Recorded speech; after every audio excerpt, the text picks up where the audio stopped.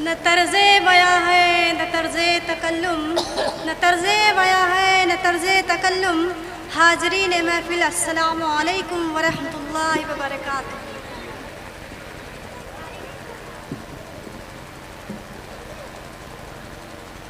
الحمد للہ وکفی والسلام علی عبادہ الذین اصطفی، اما بعد فاعوذ باللہ من الشیطان الرجیم، بسم اللہ الرحمن الرحیم۔ وقرن فی بیوتکن ولا تبرجن تبرج الجاہلیۃ الاولی واقمن الصلاۃ وآتین الزکاۃ وآتین اللہ ورسولہ انما یرید اللہ لیذہب عنکم الرجس اہل البیت ویطہرکم تطہیرا۔ صدق اللہ العظیم۔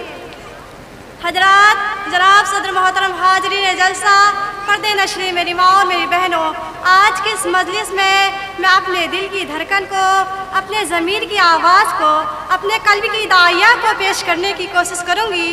اپنے جذبات پر قابو پا کر سنجیدگی کے ساتھ کچھ کہنا چاہوں گی۔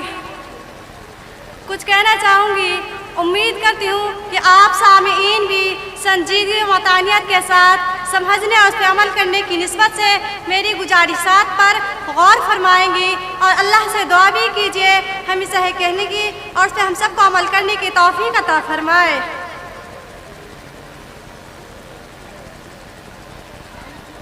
آپ کے ارمان کا خواب لے کر آئی ہوں، آپ کے ارمان کا خواب لے کر آئی ہوں، دل کھول کر دیکھیے پردہ لاجواب لائی ہوں۔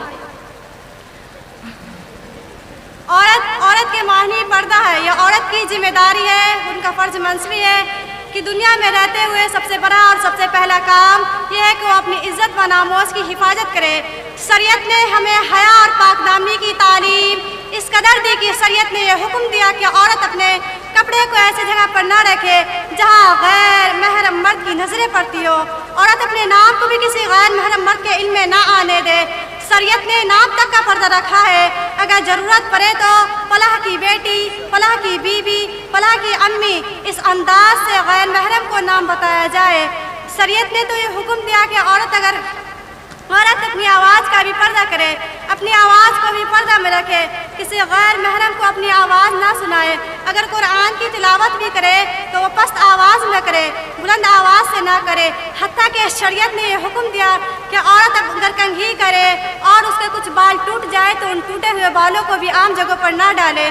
ممکن ہے کسی غیر محرم مرد کی نظر پڑ جائے اور یہی بال اس کے لیے میلان کا سبب بن جائے۔ جس شریعت نے عورت کے جسم سے ٹوٹے ہوئے بالوں کی بھی بے پردگی کو پسند نہیں کرتی، وہ زندہ عورت کی بے پردگی کو کیسے پسند کرے گی؟ جس شریعت نے یہ حکم دیا کہ عورت اگر فوت ہو جائے تو ان کے جنازے کو جب قبر میں اتارے جانے لگے تو فقط ان کو قریب کے لوگ اتارے، غیر محرم مرد بھی ان کو ہاتھ لگانے سے پرہیز کرے۔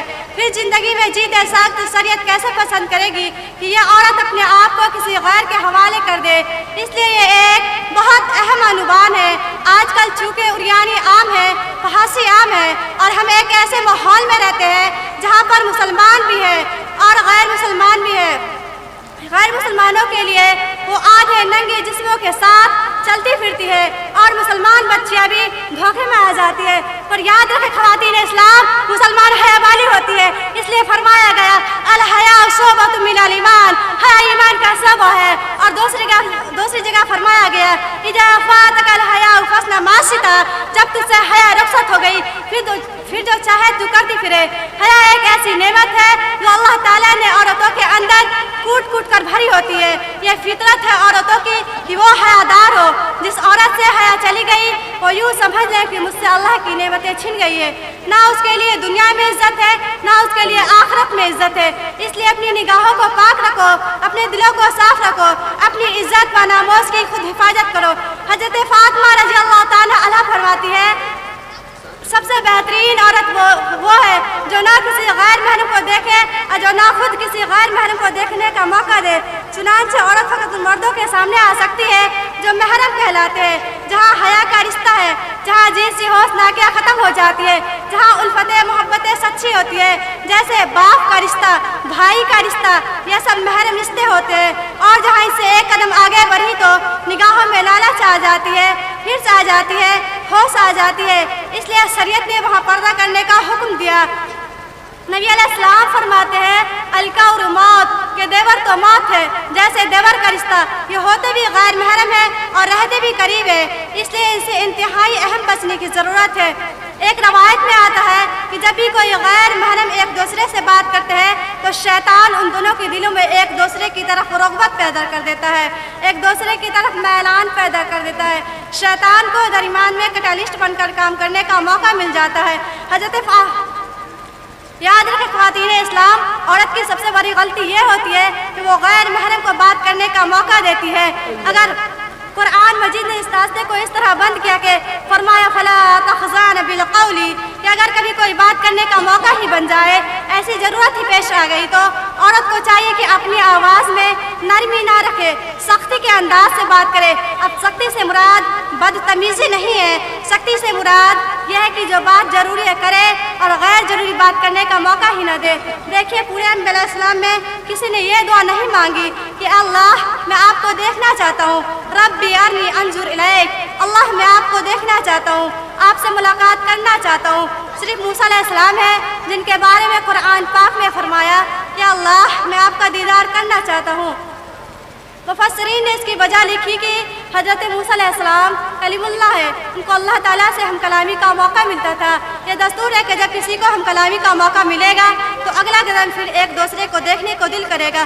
कुरान मजीद से भी ये बात साबित हो रही है कि अगर आपने किसी को फ़ोन पर बात करने की इजाज़त दी तो अगला कदम फिर मुलाकात का होगा, और जब मुलाकात होती है तो सब के सब हिजाब उतर जाते हैं। किसी शायर ने क्या खूब कहा है, तू खुदा है ना मेरा इश्क़े फरिश्तों जैसा, तू खुदा है ना मेरा इश्क़े फरिश्तों जैसा, दोनों इंसान है तो कोई इतने हिजाबों में मिले। फिर सब के सब हिजाब उतर जाते हैं और इंसान को एहसास ही नहीं होता, पता तब चलता है जब गुनाह हो चुका होता है। इसलिए इसकी इब्तिदा ही नहीं करनी चाहिए। इसलिए औरत को बताया गया कि वो घर से बाहर निकले तो पर्दे में निकले, पर आज तो मामला उल्टा हो गया है। आज हम जब घरों में रहते हैं तो अपने माँ बाप से, भाई बहन से पर्दा करते हैं, उनसे शर्म और हया करते हैं, सरों पे चादर रखते हैं, और जब घर से बाहर निकलते हैं तो बेपर्दा होकर निकलते हैं, होठों पे लिपस्टिक लगाकर निकलते हैं, चेहरे और आँखों पे मेकअप लगाकर निकलते हैं। याद रखें मेरी बहनों, जिस लिपस्टिक को तुम अपने होठों पे लगाती हो वो एक नापाक जानवर की चर्बी होती है। अगर आपकी नज़रें उन जानवर पर पड़ जाए तो आप अपने शक्ल को ऐसे बनाती हो जैसे आपने कोई कड़वा फल खा लियो। उस वक्त तुम्हें अल्लाह की खौफ याद नहीं आती, तुम्हें शर्म नहीं आती, तुम्हें हया भी नहीं आती कि जिस अल्लाह तबारक व तआला ने जो तुम्हें होठ दिए हैं वो अल्लाह के ज़िक्र करने के लिए दिए, वो कुरान की तिलावत करने के लिए दिए, वो दुआएं मांगने के लिए दिए, वो दुआएं मांगने के लिए दिए, वो हम्द को पढ़ने के लिए दिए, वो नात को पढ़ने के लिए दिए, और आज इसी होठों पर हराम चीज़ें लगाती हो। याद रखो अगर उस वक्त खाना खाती हो, पानी पीती हो और उसी लिपस्टिक के उसी खाने और पानी के साथ आपकी लिपस्टिक आपके पेट के अंदर चल जाए तो आप हराम खाने खाई हो, हराम पानी पियो। अल्लाह तबारक व तआला ऐसे हराम खाने वाली को, हराम पीने वाली को कब्र के अंदर ऐसे दर्दनाक अज़ाब देते हैं जिनकी आप तसव्वुर भी नहीं कर सकती, जिनकी आप तसव्वुर भी नहीं कर सकती। कब्र के अंदर ऐसे कीड़े मकोड़े सांप बिच्छू आप पर मुसल्लत कर दिए जाएंगे और जहन्नम का दरवाज़ा खोल दिया जाएगा। मेरी बहनों जरा सोचो, आज हम दुनिया के मच्छरों के एक डंक को बर्दाश्त नहीं कर पाते, उनके एक डंक से हम बेकरार हो जाते हैं, सूरज की तपिश को और रोटियों के भाप को बर्दाश्त नहीं कर पाते, तो जहन्नम की हवाओं को कैसे बर्दाश्त कर पाएंगे। मैं सभी माओ बहनों से ये कहना चाहूँगी कि अगर आपके अंदर हया की बुलंदी हो तो आपकी आंखें बगैर काजल की भी खूबसूरत लग सकती है। अगर आपके अंदर हया मौजूद हो तो आपकी पलकें बगैर मस्करे की भी दिल फरेब लग सकती है। अगर आपका सर शर्म व हया से झुका हो और आपके पेशानी पर सजदों के निशान हो तो आपके पेशानी पर सजदों के निशान हो तो आप बगैर बिंदी के भी अच्छी लग सकती है। आजकल की नौजवान बच्चियां, हम और आप पर्दा भी करते हैं तो ऐसा पर्दा करते हैं जिनको देखने वाला देखते रह जाए। आजकल की नौजवान जिनको देखने वाला देखते रह जाए। आजकल की नौजवान बच्चियाँ बुर्का भी करती है तो ऐसे कढ़ाई वाले खूबसूरत बुर्के ढूंढ के लाती है, जिनको देख कर इंसान ये सोचे कि बुर्के के अंदर तो कोई हूर की बच्ची है। ये और बात है कि अंदर तो चुड़ैल की बहन मौजूद होगी। जब पर्दा ही करना है तो पर्दे का क्या मतलब है कि हम ऐसा पर्दा करे जिनको देख कर हर इंसान ये सोचे कि बुर्के के अंदर तो कोई हूर की बच्ची है। और ये तमाम गलतियाँ, ये तमाम गुनाहें उनसे होती है जिनके पास दीन की तालीम न हो, जिनके पास दीन की समझ न हो। इसलिए मैं हर वालिदैन से ये कहना चाहूँगी कि दीनी व दुनियावी तालीम का मरकज़ जामिया उम्मे सलमा है। यहाँ अपनी बच्चियों का दाखिला कराकर जेवर तालीम से आरास्ता व पैरास्ता करे। अल्लाह रब्बुल इज़्ज़त हमें और आपको इन बातों पर अमल करने की इनायत अता फरमाए। आमीन। व आखिर दावाना अल्हम्दुलिल्लाहि रब्बिल आलमीन।